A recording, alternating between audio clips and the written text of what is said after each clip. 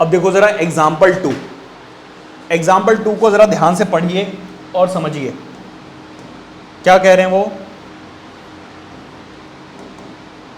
वो आपसे कह रहे हैं a triangular park ABC has sides 120 metre, मतलब ये वाली साइड है 120 मीटर, 80 मीटर और फिर 50 मीटर। तो एक ट्रायंगुलर पार्क है जिसकी साइड्स दी हुई हैं 120 metre, 80 metre and 50 metre. A gardener Dhaniya has to put a fence all around it and also plant grass inside.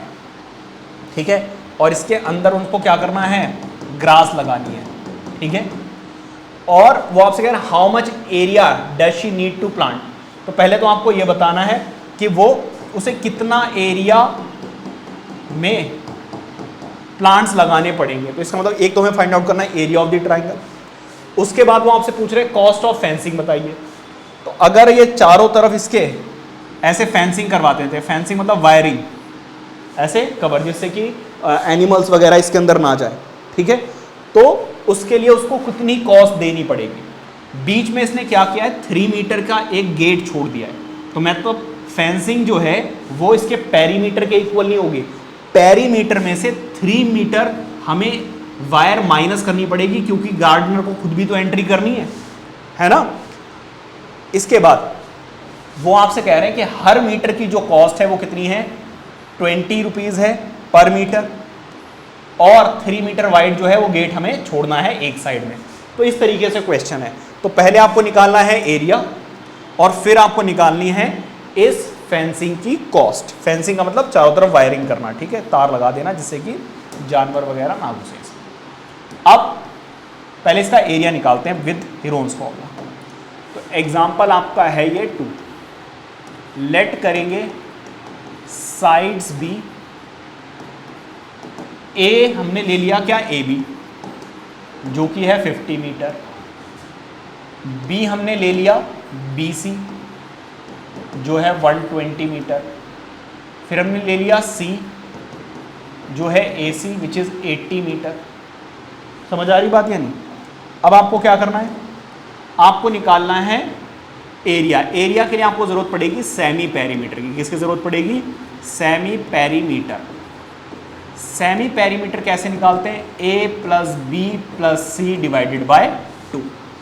तो भाई ए की वैल्यू कितनी है, ए की वैल्यू है 50, बी की वैल्यू कितनी है 120 और सी की वैल्यू कितनी है 80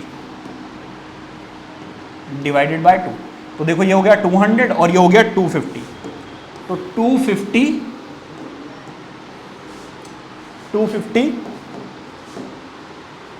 को हमें किससे डिवाइड करना होगा, 2 से। तो ये आ गया 125 मीटर। इतनी बात समझ में आ रही है। अब हमें क्या निकालना, अब हमें निकालना है अप्लाइंग हीरोन्स फॉर्मूला।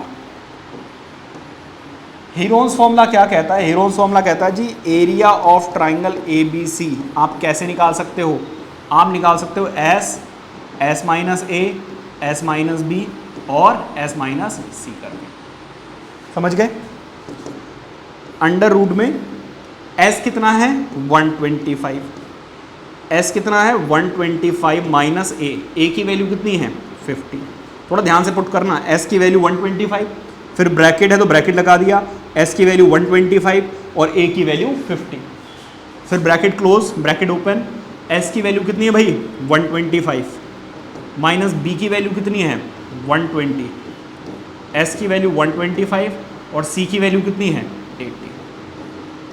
समझ आ रही बात या नहीं। अब जरा ध्यान दीजिएगा, ये है 125, 125 माइनस 50 कितना हो जाएगा 75, 125 माइनस 120 कितना आ जाएगा 5 और इसको माइनस करोगे तो 45। अब हमें क्या करने होंगे, फैक्टर्स। फैक्टर्स के लिए मैंने स्टार्टिंग में ही सबको समझा दिया किस तरीके से फैक्टर्स करने हैं। ठीक है, तो इसके फैक्टर्स क्या होंगे, देखो 125 को हमें ऐसे फैक्टर्स में ब्रेक करना है जिसमें कम से कम एक का परफेक्ट स्क्वायर हो और दूसरा अगर नहीं भी होगा तो चलेगा। तो 25 × 5 कर सकते हैं। इसी तरीके से यहाँ पर भी करेंगे। क्या इसको मैं ऐसे ब्रेक कर सकता हूँ 5 इंटू 25, नहीं सॉरी 5 कह रहा हूँ, 25 इंटू 3 और ये 5 है। 45 can be breaker as 5 into 9, इसको ऐसे ब्रेक कर सकते हैं। यहाँ तक सब कुछ क्लियर है। बेसिकली हमने क्या किया, फैक्टर्स कर दिए। इसकी जगह पर ये लिख दिया, इसकी जगह पर ये लिख दिया और इसकी जगह पर ये लिख दिया। ठीक है, अब क्या करोगे, अब जरा ध्यान दीजिएगा।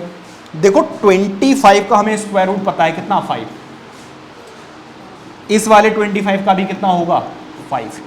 9 का कितना होगा, 3। ये 3 तो परफेक्ट स्क्वायर्स है ही। यहां पर जरा ध्यान दीजिए, एक 5 का पेयर बन रहा है, तो पेयर का 5 और बाहर आ जाएगा, मतलब 5 5 जा 25 और 25 का स्क्वायर रूट हमें पता है कितना होता है, 5। अब बचा एक 5 और एक 3, तो 5 इंटू 3 बचा। अब जरा देखो 5 5 जा 25, 25 को 5 से करो तो 125 इंटू 3 और यहाँ पर कितना आ गया 15 और साथ में क्या आएगा मीटर स्क्वायर। इसको इससे मल्टीप्लाई करो, 3 5 जा 15, कैरी 1, 3 2 जा 6 प्लस 1 7 और 3 1 3। ये आ गया आपका इसका एरिया। तो क्वेश्चन में क्या था, शी नीड्स टू प्लांट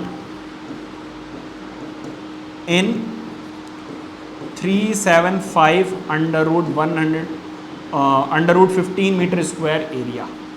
इतने एरिया में उसको प्लांट करना पड़ेगा। ठीक है, अब बात करते हैं किसकी, कॉस्ट ऑफ फेंसिंग की। अब बात करते हैं किसकी, कॉस्ट ऑफ फेंसिंग की। तो पहले length of wire required, wire या फिर बोलते हैं फेंसिंग रिक्वायर्ड कितनी है भाई, इसके पेरीमीटर में से क्या माइनस कर दो, 3 मीटर माइनस कर दो। भाई ये तो हो गया इसका total perimeter sum of all the sides, उसमें से मैंने क्या किया, ये 3 मीटर माइनस कर दिया, फेंसिंग मिल गई मुझे। ठीक है, तो इसको हटा दो। पेरीमीटर इसका आया था कितना, याद होना चाहिए आपको, 250 माइनस 3, आंसर कितना आ जाएगा 247 मीटर। इतनी हमें वायर की जरूरत पड़ेगी या इतनी हमें फेंसिंग करवानी होगी। अब हम निकालते हैं किसकी, कॉस्ट ऑफ फेंसिंग।